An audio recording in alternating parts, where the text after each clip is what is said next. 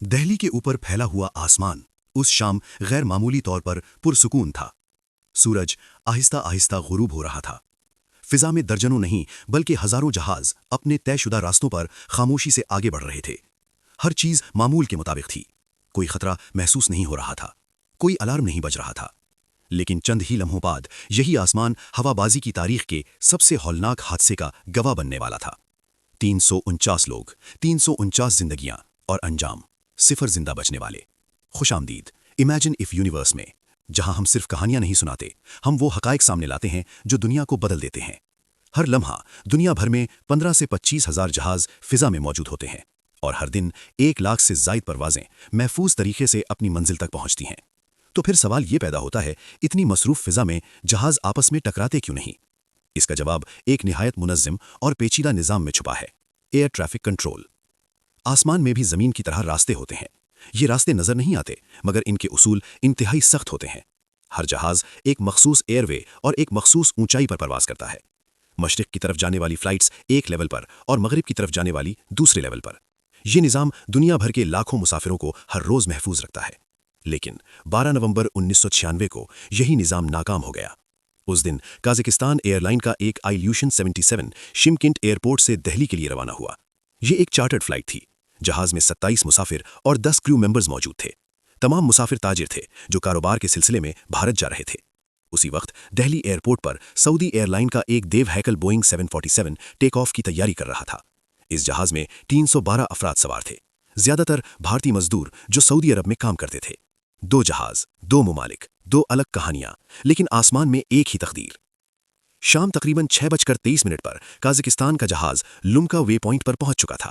یہ ایک غیر مرئی فضائی چوراہا تھا جہاں مختلف ایئر ویز ایک دوسرے کو کاٹتے ہیں۔ یہاں سے جہاز کو دہلی اسٹار روٹ پر آنا تھا جو سیدھا دہلی ایئرپورٹ کی طرف جاتا ہے۔ دہلی ایئر ٹریفک کنٹرول نے اجازت دی 20,000 فیٹ تک نیچے آنے کی۔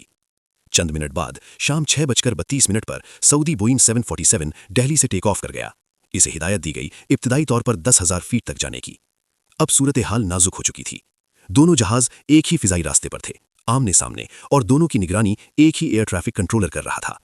کنٹرولر کا نام تھا وی کے دتا۔ 6:34 پر قازقستان کے جہاز کو 15,000 فیٹ تک نیچے آنے کی اجازت دی گئی۔ 2 منٹ بعد سعودی جہاز کو 14,000 فیٹ تک اوپر جانے کی ملی۔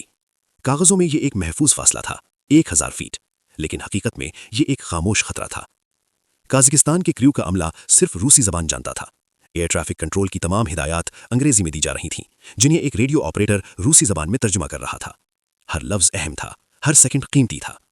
شام 6:39 پر قازقستان کے جہاز نے رپورٹ دی، ہم 15,000 فیٹ پر ہیں، لیکن وہ حقیقت نہیں تھی۔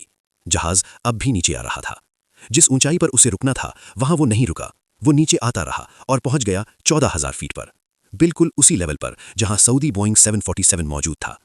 اگلے چند لمحے تاریخ میں ہمیشہ کے لیے قید ہو گئے۔ فضا میں ایک زوردار دھماکہ ہوا، دونوں جہازوں کے بازو آپس میں ٹکرا گئے۔ بوئنگ 747 کنٹرول کھو بیٹھا، ہوا میں ٹوٹ گیا اور تیزی سے زمین کی طرف گرنے لگا۔ قازقستان کا جہاز فلیٹ سپن میں چلا گیا اور چند سیکنڈز بعد زمین سے ٹکرا گیا۔ سب کچھ ختم ہو چکا تھا۔ 349 میں سے ایک بھی زندہ نہ بچ سکا۔ تحقیقات نے کئی تلخ حقائق سامنے لائے۔